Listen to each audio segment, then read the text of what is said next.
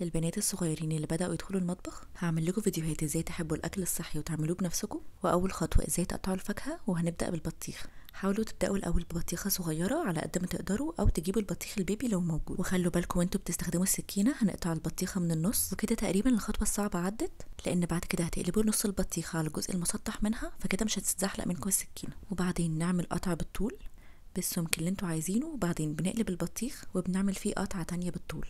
ولما تكون البطيخة صغيرة بتعمل معاكم مثلثات كده بمنتهى السهولة، وممكن تشيلوا الجزء الأخضر وتقطعوها مكعبات أو تاكلوها كده. لو بدأتوا من وانتوا صغيرين تدخلوا المطبخ وتعملوا أكلكم بنفسكم هتحبوا الأكل الصحي قوي، وهتتعلموا حاجات جديدة كل يوم، ومرة على مرة الموضوع هيبقى أسهل بكتير ومش بياخد وقت. استنوا الفيديو الجاي هنقطع الأناناس مع بعض، جربوها وقولوا رأيكم، وبالهنا والشفا. هقول لكم طريقتين تعرفوا تقطعوا بيها الاناناس في البيت، الاتنين اسهل من بعض ومش محتاجه ادوات كتير. حاولوا تختاروا الاناناس حجمه مش كبير قوي ولا صغير قوي، حجمه متوسط. كل الادوات اللي محتاجينها حاجه نقطع عليها وسكينه. وممكن لما تشتروا الاناناس تلاقوا طريقه التقطيع مكتوبه عليه، هوريكم الطريقه دي وهوريكم طريقه تانية سهله برضو. اول خطوه هننيم الاناناس على الجنب، وهنقطع الكراون بتاع الاناناس، وممكن تحتفظوا بيها لو هتعملوا طبق فاكهه كبير تزينوه بيها. اهم حاجه تستخدموا سكينه حاميه كويسه، وتخلوا بالكم من ايديكم. تاني قطع هنشيل الحته اللي من تحت بنفس الطريقه اللي شلنا بيها الراس، والحتت دي مش بيكون فيها فاكهه كتير فبتكون خشنه شويه او مره.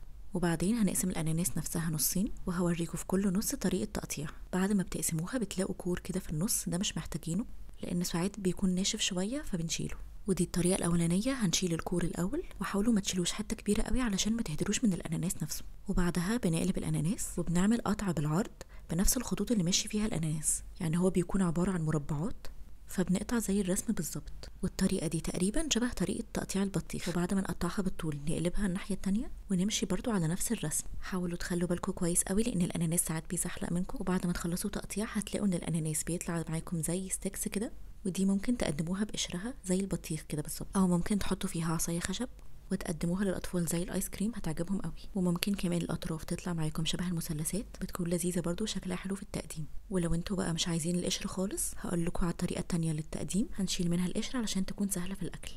هنا بقى انا ما شلتش الكور اللي في النص لاني هقسمها نصين. بعد ما اقسمها نصين هشيل الكور في كل حته، هيكون حتى صغيره قوي وهيبان ان لونه افتح من باقي الاناناس. وعلى فكره انا شفت طريقه تقطيع اناناس مش بيشيلوا فيها الكور، بس لو كان ناشف قوي شويه او عندكم اطفال مش هيقدر ان هم ياكلوه ممكن تشيلوه. وبعد ما نشيله هنبقى محتاجين اننا نقطعه قطع صغيره، بس الاول محتاجين نشيل القشر من عليه علشان ناخد الجزء اللي بيتاكل في الاناناس، وده بيكون الجزء الاساسي. وبعد كده ممكن نقطعه القطع اللي احنا عايزينها بالاشكال اللي احنا عايزينها. والطريقه دي يمكن احسن من الطريقه الاولى لو هتقدموا الاناناس للضيوف، او لو بتقدموها لاطفال صغيرين ومش بيقدروا يفصلوا الجزء الاخضر عن الاناناس نفسه. حاجه كمان، حاولوا لما تجيبوا اناناس تقطعوها على طول او في اليوم اللي بعده علشان ما تستويش زياده عن اللزوم وتبوظ منكم. وممكن بعد ما تقطعوها تحتفظوا بيها في التلاجة.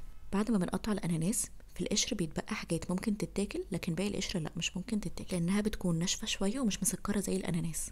بعد ما نقطع الاناناس بالطريقتين اللي انا قلت لكم عليهم ممكن نستخدمهم في حاجات كتير قوي. اول حاجه واللي هي الاساسيه نقدمهم مع الفاكهه، وممكن نشويه او نحطه على السلطات او اللحمه والفراخ. مفيد جدا لما تقدموا الاناناس مع البطيخ للاطفال في الصيف بالذات، لانها تعتبر فاكهه مليانه ميه وغنيه بالفيتامينز والمعادن، وهتساعد الطفل ياخد العناصر الغذائيه من احتياجات جسمه اليوميه، وفي نفس الوقت يكون بياكل حاجه طعمها حلو ويبعد عن الكانديز والحلويات. قولوا لي عجبتكم انهي طريقه اكتر وجربوها، وما تنسوش تعملوا شير وسبسكرايب، واكتبوا لي في الكومنتس بتحبوا الاناناس اكتر ولا البطيخ.